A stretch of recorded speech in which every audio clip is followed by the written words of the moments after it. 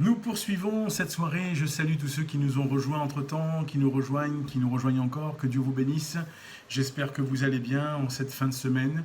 C'est vrai que le temps a été relativement pluvieux durant ces quelques jours précédents. Mais écoutez, Dieu est quand même dans notre cœur et le Seigneur sait encourager notre cœur. Il sait encourager encore notre vie et nous voulons encore rester bien à l'écoute de ce qu'il veut nous dire. Et dans cette soirée, j'ai choisi de lire avec vous dans l'évangile de Matthieu au chapitre 25, l'évangile de Matthieu au chapitre 25, et nous ferons la lecture des 13 premiers versets. Matthieu chapitre 25, et nous lirons les 13 premiers versets. Nous avons bien annoncé cette référence. Voici ce que le texte dit. Alors le royaume des cieux sera semblable à 10 vierges qui, ayant pris leur lampe, allèrent à la rencontre de l'époux. 5 d'entre elles étaient folles et 5 sages.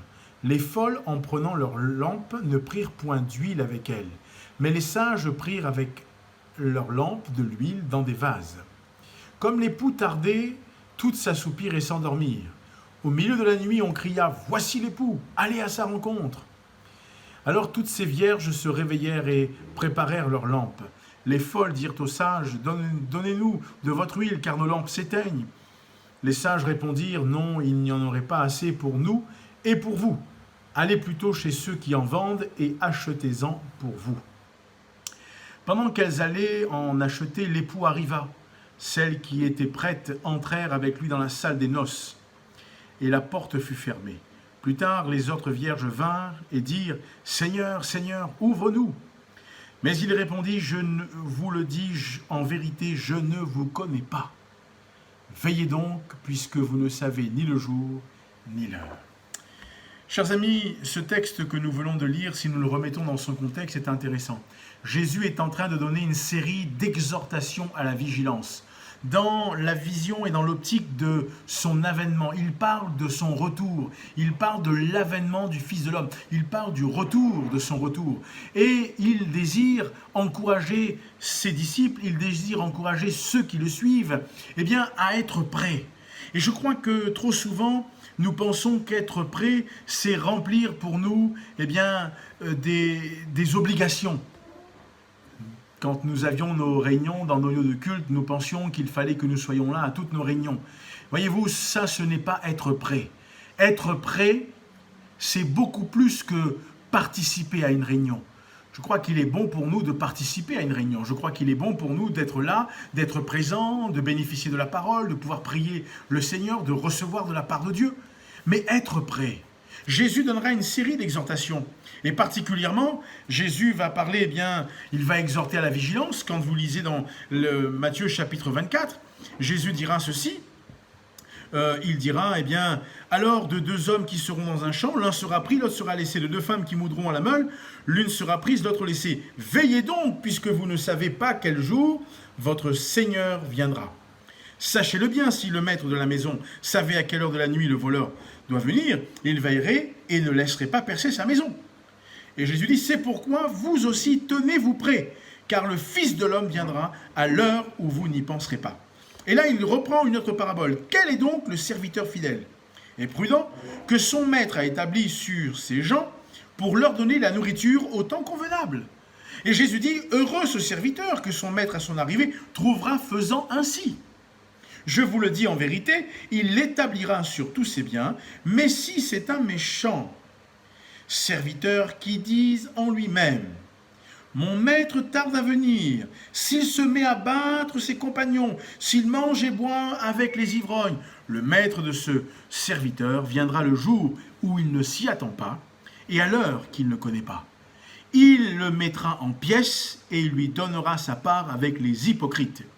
C'est là qu'il y aura des pleurs et des grincements de dents. Jésus parle, et donne cette exhortation à la vigilance, et notamment ici, il parle de 2 genres de serviteurs. Quels serviteurs sommes-nous? Nous avons besoin de comprendre, de réaliser que nous sommes serviteurs de Dieu. Vous et moi, nous sommes des serviteurs de Dieu, et nous avons besoin de réaliser qu'il y a plus que de remplir des devoirs religieux, si je pourrais dire ainsi. Dieu ne désire pas que nous faisions pour lui, que nous fassions pour lui. Dieu veut que nous soyons pour lui. Dieu veut que nous soyons des hommes et des femmes fidèles, prêts, prêtes, afin que nous puissions être de ceux et celles qui entrent dans le plan divin de Dieu et qui soient prêts à l'heure de Dieu. Alors voyez-vous, dans ce que Jésus dit ici, il met en garde. Il met en garde contre toute dérive, il met en garde contre tous ceux qui, pensant qu'ils auraient encore le temps, ou parce que le maître tarde, qu'ils auraient encore du temps. Les événements s'accélèrent et ce que nous vivons actuellement est un peu particulier. Pour ceux qui ont un âge certain, nous n'avons pas connu cela vraiment. Mais si ce n'est qu'au début du siècle dernier, avec cette fameuse grippe où tout le monde avait été décimé. Mais quelque part, aujourd'hui, dans le siècle dans lequel nous vivons, avec toutes les technologies que nous avons, nous nous retrouvons confinés. Jésus parle à ses disciples. Jésus, souvenons-nous, est en train d'enseigner ses disciples parce qu'il veut qu'ils soient, là encore, des hommes qui soient exercés à la vigilance. Alors, le texte que nous avons lu dans l'évangile de Matthieu au chapitre 25, nous l'avons lu ensemble, quelques remarques très rapides. Il est question de 10 vierges, qui attendent l'arrivée de l'époux. 5 sont qualifiées de folles, 5 autres sont qualifiées de sages. Folles parce qu'elles n'ont pas pris suffisamment d'huile avec elles, et les autres parce qu'elles ont pris suffisamment d'huile pour leur lampe. La Bible dit que néanmoins, au chapitre 25, au verset 5, l'époux tarde à arriver. Quand l'époux tarde à arriver, qu'est-ce qui se passe? C'est la nuit. Elles vont s'assoupir. Elles vont, tout d'un coup, là encore, baisser un peu la garde. On est fatigué, le corps est fatigué. Alors elles se sont laissées, là encore, gagner par l'assoupissement. Et quand nous continuons le texte, la Bible dit que soudain, on a annoncé l'arrivée de l'époux. Alors toutes se sont réveillées. Toutes les 10 se sont réveillées pour se préparer. Celles qui étaient sages avaient suffisamment de réserve d'huile. Alors elles ont rempli leur réservoir d'huile pour que cette huile puisse être comme et la lampe dont il est question ici, le mot, c'est significatif du mot torche. Il fallait cela pour vraiment s'éclairer convenablement. Et c'est ce qu'elles vont faire. Mais les 5 autres qui étaient folles ont commencé à dire, mais donnez-nous un peu de votre huile, vous l'avez lu avec moi. Mais les 5 sages vont dire, non, il n'y en aurait pas assez pour chacun. Alors, allez en acheter chez ceux qui en vendent. Et le drame va arriver pendant qu'elles vont aller. L'époux va arriver. Les 5 sages vont entrer avec l'époux dans, là encore, le lieu des noces. Et elles vont arriver, ces 5 folles vont arriver plus tard. Alors, quand j'utilise le mot, ça veut dire insensé.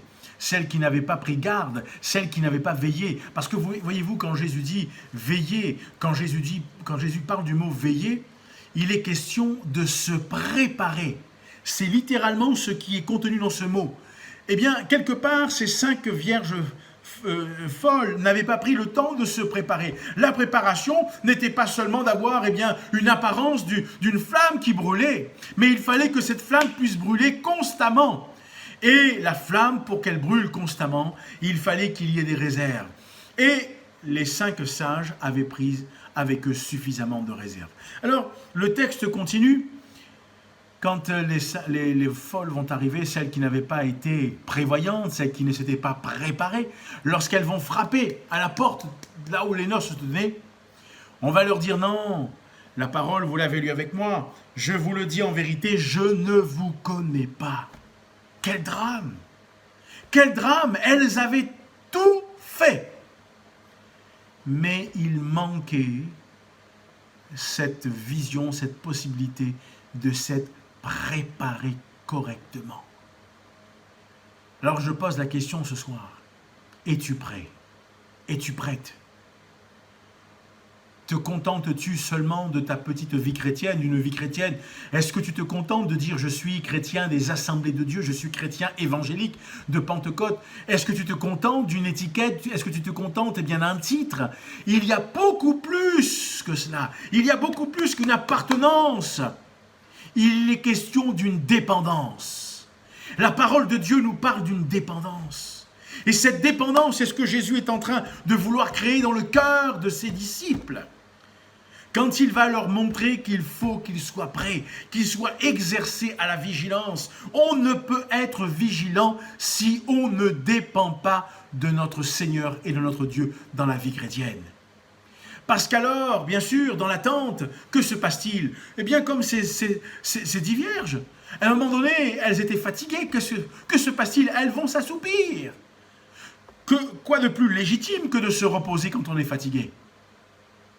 Mais lorsqu'on a crié dans la nuit, parce que l'époux, voyez-vous, selon la tradition, il était chez lui avec tous ses amis, et il devait quitter, là encore, la maison de ses parents, et il n'annonçait pas son arrivée, mais il venait avec tout ce cortège. Et ils allaient, là encore, chez la future épouse. Et tout ce cortège ensuite allait, là encore, à l'endroit où les noces allaient être célébrées. Bien sûr, lorsqu'on a crié « Voici l'époux !» le temps n'était plus à aller, on n'avait plus le temps d'aller se préparer. Il fallait être prêt pour se joindre au cortège. Amis, dans la nuit de ce monde, entends-tu ce cri qui annonce la venue de Jésus? Entends-tu, eh bien, là encore, et vois-tu tous ces signes qui témoignent de la venue de Jésus? Il est vrai qu'aujourd'hui, nous vivons des temps particuliers, mais ces temps doivent nous servir de réflexion. Nous ne sommes pas là pour accuser qui que ce soit. Ne t'érige pas en accusateur de tes frères, en disant « Oh, vous !» Non, sois un homme, une femme qui dépendent profondément de Dieu. Parce que dans le texte, au final, quand tu regardes, la Bible nous montre que le drame ici, c'est que ces vierges folles, eh bien, elles ont pensé qu'elles étaient prêtes parce qu'elles avaient de l'huile. Mais voyez-vous, cette huile a été consumée quelque part, puisque la lampe était allumée. Et lorsque on mettait de l'huile, lorsqu'on rechargeait, eh bien cette lampe qui était faite d'une manière particulière, avec là encore en argile, eh bien permettait à ce que la flamme brûle pendant des heures. Mais il fallait rajouter à chaque fois l'huile qui était nécessaire. Alors, ce thème, eh bien, de la venue de Jésus est intéressant. Lorsque nous regardons dans les évangiles, Jésus dira dans Matthieu chapitre 25, verset 13, et nous l'avons lu, Jésus dira « Veillez donc, puisque vous ne savez ni le jour ni l'heure. » Que dit Paul? Paul, quand il écrit dans 1 Thessaloniciens chapitre 5, verset 1 à 6, Paul dit « Pour ce qui est des temps et des moments, vous n'avez pas besoin, frères, qu'on vous en écrive, car vous savez bien en vous-même que le jour du Seigneur viendra comme un voleur dans la nuit. Quand les hommes diront paix et sûreté, alors une ruine soudaine les surprendra comme les douleurs de l'enfantement surprennent la femme enceinte. Et ils n'échapperont point. Mais vous, frères, vous n'êtes pas dans les ténèbres pour que ce jour vous surprenne comme un voleur. Vous êtes tous des enfants de la lumière et des enfants du jour. Nous ne sommes point de la nuit ni des ténèbres. Ne dormons donc point comme les autres, mais veillons et soyons sobres. Voilà ce que Paul rapporte. Et quand je regarde ce que l'apôtre Pierre va dire dans 2 Pierre chapitre 3, versets 10 à 12, il écrit aux chrétiens de l'Asie mineure et il leur dit « Le jour du Seigneur viendra comme un voleur. En ce jour, les cieux passeront avec fracas, les éléments embrasés se dissoudront, et la terre et les œuvres qu'elle renferme sera consumée.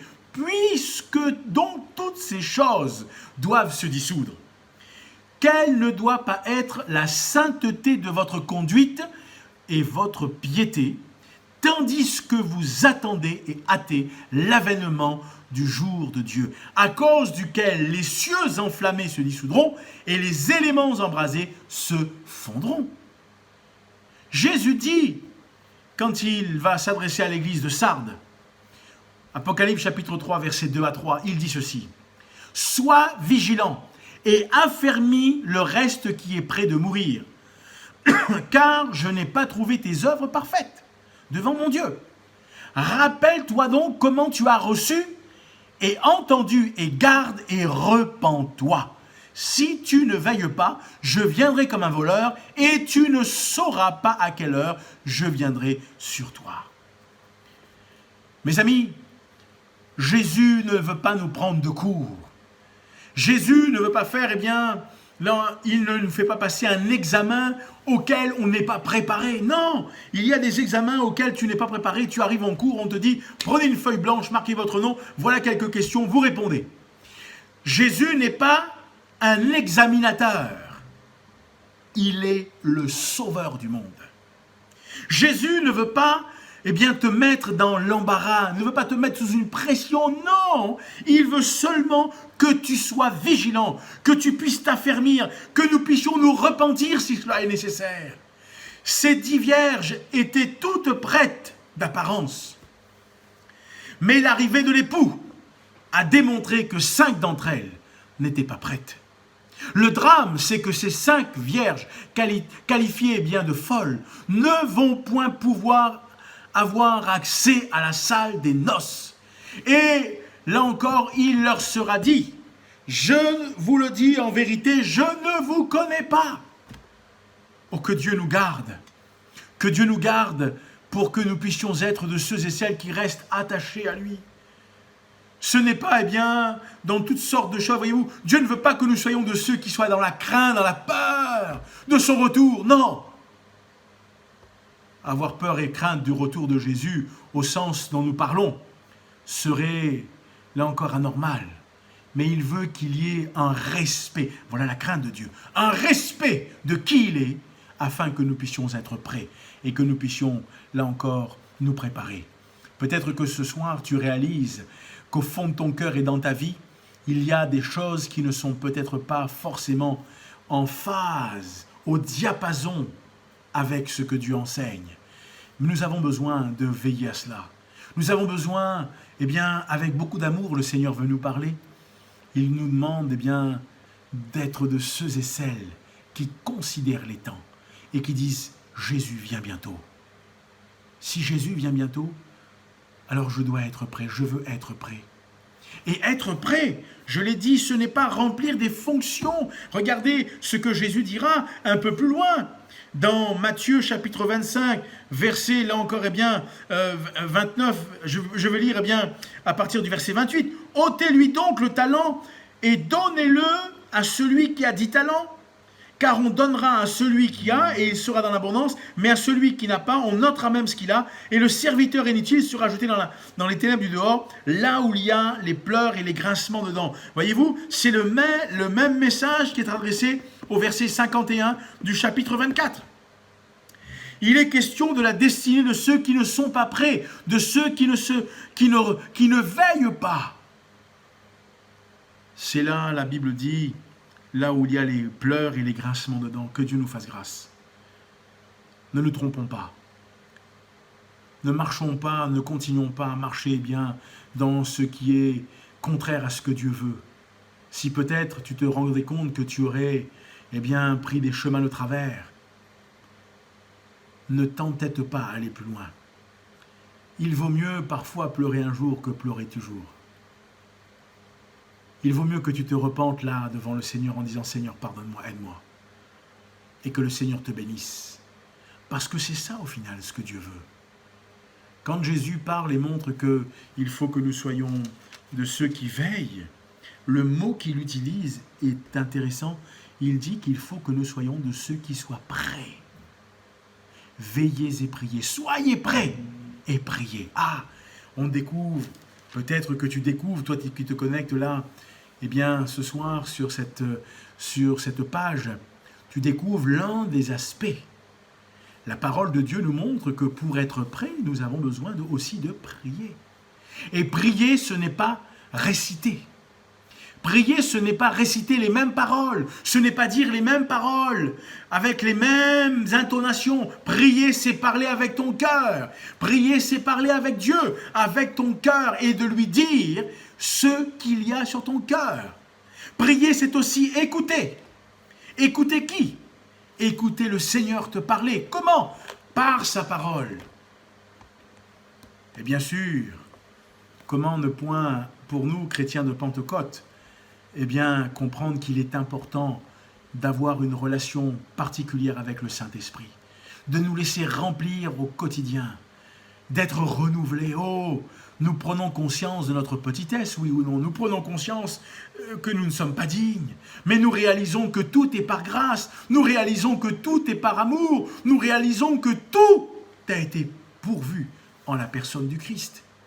Et la Bible nous montre que, là encore dans cette parabole, il est important pour nous, non pas seulement de dire nous sommes prêts, mais la Bible dit, écoutez bien dans 2 Pierre 3, 18, Pierre dit ceci, mais croissez dans la grâce et la connaissance de notre Seigneur et notre Sauveur Jésus-Christ. À lui soit la gloire, maintenant et pour l'éternité. Et Pierre dit, Amen. Nous avons besoin de grandir et de croître, d'où l'importance pour nous, dans ces temps, de méditer et d'étudier la parole de Dieu. Nous avons besoin. Pierre dit, mais il faut que vous croissiez. Et lorsque je continue, là encore la lecture, l'apôtre Pierre dit dans 2 Pierre chapitre 1, versets 5 à 8, Pierre dit ceci, « À cause de cela même, faites tous vos efforts pour joindre à votre foi la vertu, à la vertu, la science, à la science, la tempérance, à la tempérance, la patience, à la patience, la piété, à la piété, l'amour fraternel, à l'amour fraternel, la charité. Car si ces choses sont en vous et ils sont avec abondance, Pierre dit ceci, elles ne vous laisseront point oisifs ni stériles pour la connaissance de notre Seigneur Jésus-Christ. Oh, il y a une richesse lorsque je comprends qu'il faut que je me prépare, que je sois prêt. Être prêt, ce n'est pas seulement mettre des habits, ce n'est pas seulement se préparer. Remarquez que j'ai un peu les cheveux un peu longs là, mais on est confiné, mais ce n'est pas tout cela être prêt. Ça c'est l'extérieur. Ce qui compte, c'est ce qui est à l'intérieur. C'est une vie de dépendance. C'est une vie de soumission. Et dans cette vie de dépendance, ce que les vierges avaient compris, alors elles s'étaient préparées, oui, elles avaient tous pris leur lampe, mais 5 d'entre elles avaient pris des réserves. 5 d'entre elles avaient été avenantes, 5 d'entre elles avaient réfléchi, 5 d'entre elles avaient compris l'importance de ne point vivre sur ses réserves, mais d'avoir des réserves. Et ces réserves pour nous, bien sûr, nous qui sommes chrétiens, nous ne parlons pas de réserve en disant « j'ai fait telle et telle expérience en telle et telle année, je m'appuie, Dieu a été bon ». Jésus veut encore aujourd'hui nous bénir. Jésus veut encore aujourd'hui te bénir. Jésus veut encore te montrer qui il est. Alors ne vis pas sur les expériences du passé seulement. Bénis Dieu pour ces expériences. Mais aujourd'hui encore, en 2020, malgré la crise, malgré, là encore, ce que nous connaissons avec cette épidémie, Jésus veut pourvoir à tout pour toi. Et le Seigneur nous encourage. Le Seigneur nous encourage parce que Jésus va montrer ici, il parle aux disciples. Et aux disciples, il leur dit, veillez donc, puisque vous ne savez ni le jour ni l'heure. Nous ne savons ni le jour ni l'heure. Beaucoup ont essayé de réfléchir. Beaucoup ont essayé encore de donner des dates. Ce qui est important pour nous, ce ne sont pas les dates. Jésus le dira lui-même. Pour ce qui est du jour, seul le Père connaît ce jour. Mais Jésus dit que nous pouvons être prêts. Parce qu'il nous parle, parce qu'il nous a montré, parce qu'il y a des signes, parce qu'il nous demande, il nous montre ce qu'il faut que nous fassions. Si peut-être tu réalises aujourd'hui que les choses ne sont pas comme elles auraient dû être, repens-toi, demande pardon à Jésus. Dis-lui, Jésus, pardonne-moi. Pardonne-moi parce que je pensais, je me suis trompé. Mais je ne veux pas persévérer, là encore, dans mon erreur. Et voyez-vous, Jésus veut trouver dans notre cœur un cœur de repentance. Il ne veut pas trouver des hommes qui se lèvent et disent « Ah, il a fait ça ». Celui qui accuse, la Bible dit que l'accusateur des frères, c'est le diable. Ne soyons pas du côté de l'accusateur. Si tu vois ton frère, ta sœur qui connaît un problème, ne sois pas du côté de l'accusateur. Ferme ta bouche, mais prie le Seigneur et demande à Dieu de le bénir. Demande à Dieu de le encourager. Demande à Dieu de le relever. Demande à Dieu de lui permettre de rentrer en lui-même et de dire « Oui, je ne suis pas prêt ». Et toi, moi, nous, soyons prêts. Prions pour que Dieu nous garde. Prions pour que Dieu nous garde et afin que nous soyons prêts. Voyez-vous, ce que Dieu veut, il veut trouver des hommes et des femmes qui soient prêtes. D'où la question du départ, es-tu prêt? si nous entendions « Voici l'époux », serions-nous prêts ce soir? Est-ce que nous pourrions nous présenter devant le Seigneur? Ou est-ce qu'intérieurement, alors que nous écoutons ces quelques paroles, nous disons « Seigneur, Seigneur, il y a là encore des points, il y a des aspects de ma vie qui ont besoin de ta grâce. Ma propre vie a besoin de ta grâce. Viens m'aider, Seigneur. Viens me secourir. » Alors Jésus t'aime. Jésus n'est pas là pour te condamner. Jésus n'est pas là pour, là encore, t'accuser. Jésus est là pour te dire qu'il t'aime. Il est là pour te tendre la main. Et pendant que le temps est encore possible, pendant que nous avons encore cette possibilité, pendant que nous pouvons, vous et moi, eh bien, saisir la grâce de Dieu, ne soyons pas comme ce mauvais serviteur qui est décrit dans, là encore, le chapitre 24 de l'évangile de Matthieu. Mon maître tarde à venir. Et à cause de cela, il va agir en conséquence.